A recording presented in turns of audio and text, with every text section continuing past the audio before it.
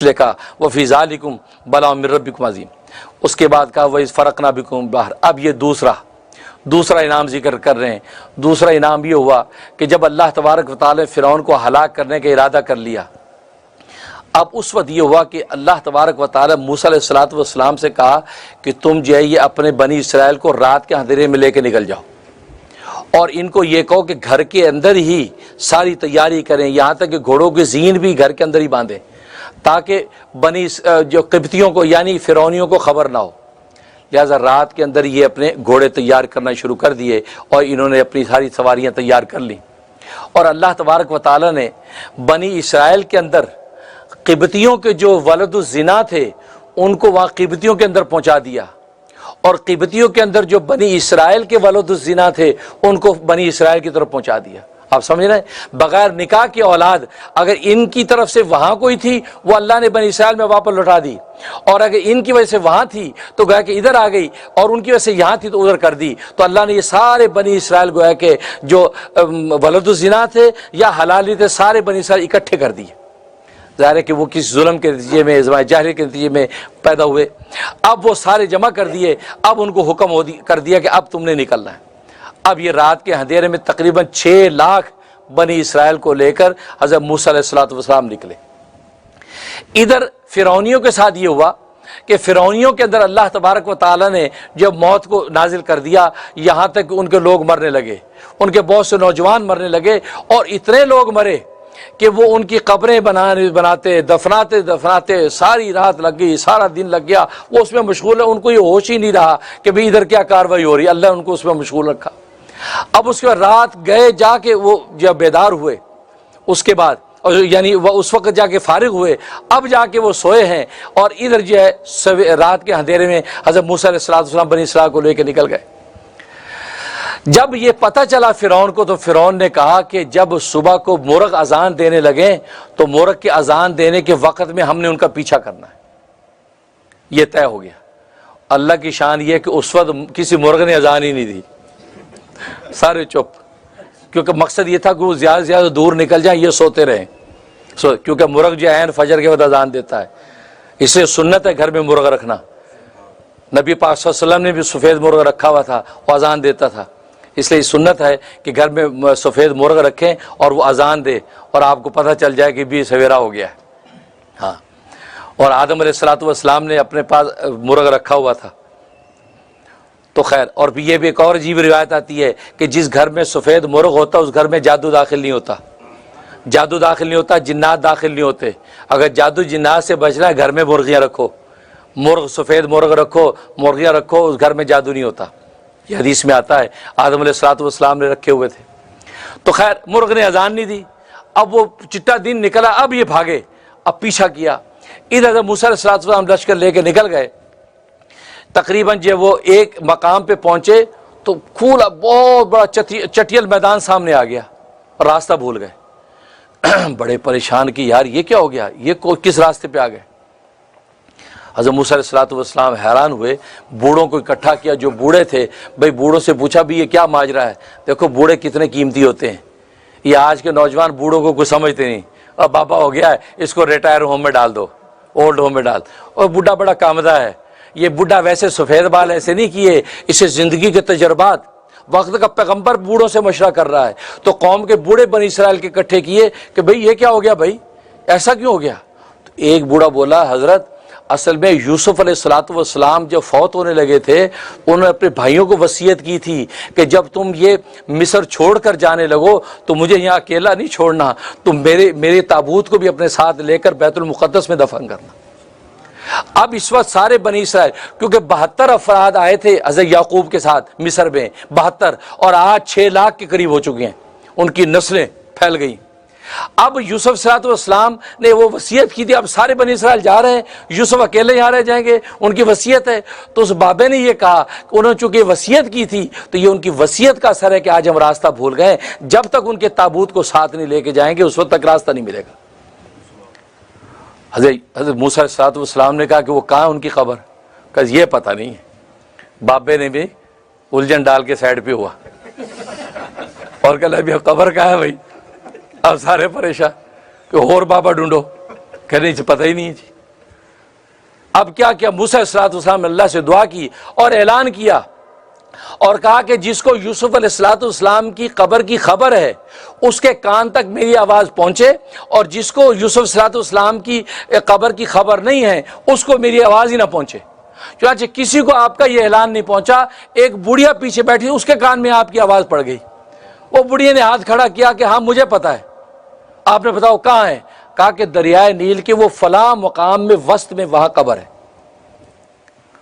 اب موسیٰ علیہ السلام نے اللہ سے دعا کی، اللہ نے کہا کہ آپ اپنا عصا ماری، عصا مارا اور پانی خشک ہوا، آپ وہاں پہنچے تو قبر ابھر کے آ گئی، تو تابوت وہاں سے اٹھا لیا، وہ تابوت کو اپنے سامان پر لاد لیا، یعنی یوسف علیہ السلام کا جسد مبارک لے لیا۔ اب یہ لینے کے بعد اب یہ چلے، راستہ مل گیا، اب وہ دریائے نیل کی طرف جا رہے ہیں۔ جتنا دن نکل آیا اور دریا ٹھاٹھے مار رہا ہے۔ اب جیسے کنارے پہ پہنچے، پیچھے دیکھا فرعونیوں کا لشکر پہنچ گیا، اور یہ کتنے لوگ تھے؟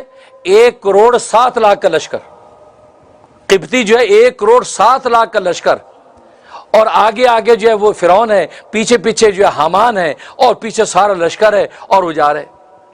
اور عجیب بات یہ کہ فرعون کے لشکر میں سارے گھوڑے ہی گھوڑے تھے، اور گھوڑے کتنے تھے؟ 70,000 گھوڑے تھے، اور کالے رنگ کے 70,000 گھوڑے، گھوڑی کوئی نہیں تھی، گھوڑی کوئی نہیں تھی۔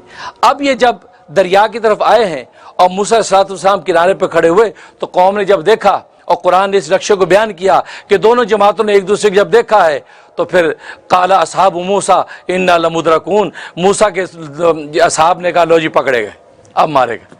پیچھے فرعون، آگے دریا، کہاں جائیں گے؟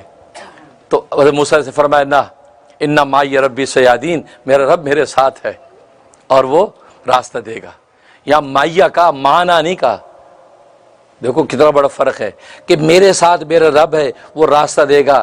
بنی اسرائیل کو شامل نہیں کیا، کیونکہ بنی اسرائیل کی جو ہردرمیاں، جو ضدیں تھیں نا، وہ جب موسیٰ کو پتہ تھا انہاں نہ کچھ نہیں ہے، میری وجہ نہ ہے سر،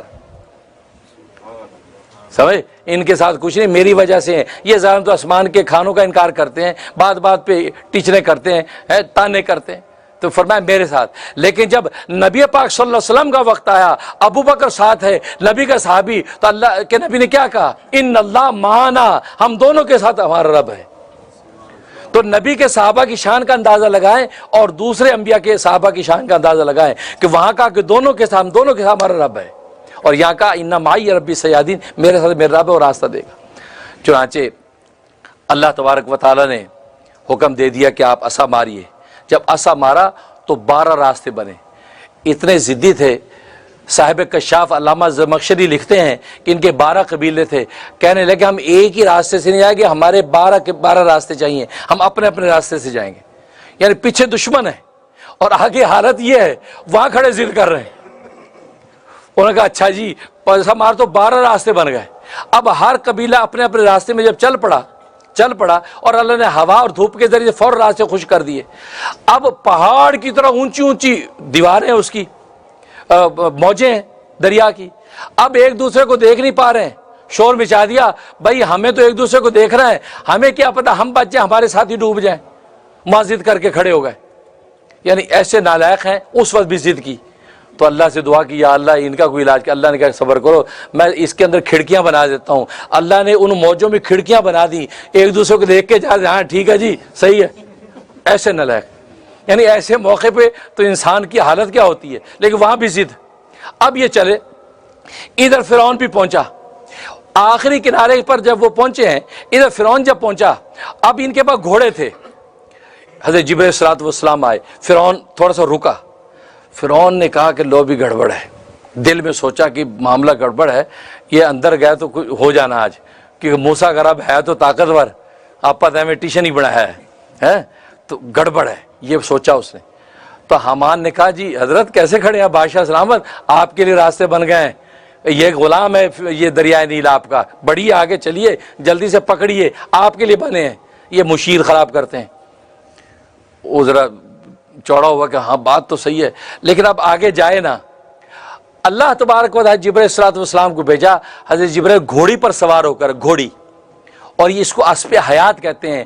دیکھو حیات زندگی کی مجسم صورت آخرت میں گھوڑی کی ہے، سفید گھوڑی کی ہے، اور موت کی مجسم صورت جو ہے وہ مینڈے کی ہے، جو مینڈا ذبح کر دیا جائے گا جنت و دوزخ کے درمیان، تو موت کی مجسم صورت مینڈے کی ہے، اور زندگی کی مجسم سفید گھوڑی کی ہے، سفید گھوڑی۔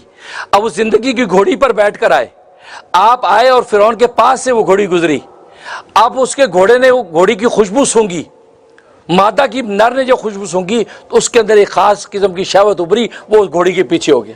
حضرت یوسف علیہ السلام دریا کے اندر گھس گئے تو گھوڑا بھی پیچھے پیچھے، اور کوشش کرتا رہا فرعون روکنے کا کہ یار یہ نہ جائے، ابھی سوچ تو لیں، لیکن وہ اتنا تیز گیا کہ پیچھے پیچھے جب وہ پیچھے گیا تو سارے لشکر نے سمجھا کہ بھی اندر جانا ہے، سارے اندر گھس گئے۔ این بالکل سینٹر کے اندر جب گئے ہیں اور ادھر موسیٰ علیہ السلام کا آخری آدمی باہر نکلا ہے تو بس یہ سارا کا سارا پانی آپس مل گیا۔ اب یہ سارے ڈبکیاں کھانے لگے، اور وہاں فرعون جو چیخنے لگا کہ میں ایمان لاتا ہوں، وہاں ایمان کی اس نے نعرے لگائے۔ اس کی تفصیلات کو آئندہ میں بیان کروں گا، آگے بڑی دلچسپ سٹوری ہے۔ تو خیر، تو یہ ہوا، تو اس طریقے سے اللہ تبارک و تعالیٰ نے یہ فرعون کو غرق کیا، اس لیے کہ وَإِذْ فَرَقْنَا بِكُمُ الْبَحْرَ، یاد کرو اس وقت کو جب ہم نے دریا کو پھاڑ دیا تمہاری وجہ سے، یعنی بنی اسرائیل تمہارے لیے دریا کو پھاڑ دیا، فَأَنْجَيْنَاكُمْ، اور پھر تمہیں ہم نے نجات دے دی، یعنی زندہ سلام بچا لیا، وَأَغْرَقْنَا آلَ فِرْعَوْنَ، اور فرعون والوں کو ہم نے غرق کر دیا، وَأَنْتُمْ تَنْظُرُونَ، اور تم آنکھوں سے دیکھ رہے تھے۔ اور کیونکہ یہ اللہ کا بہت بڑا انعام ہوتا ہے کہ دشمن آپ کی آنکھوں کے سامنے ہلاک ہو، یہ خود ایک بہت بڑی تسکین۔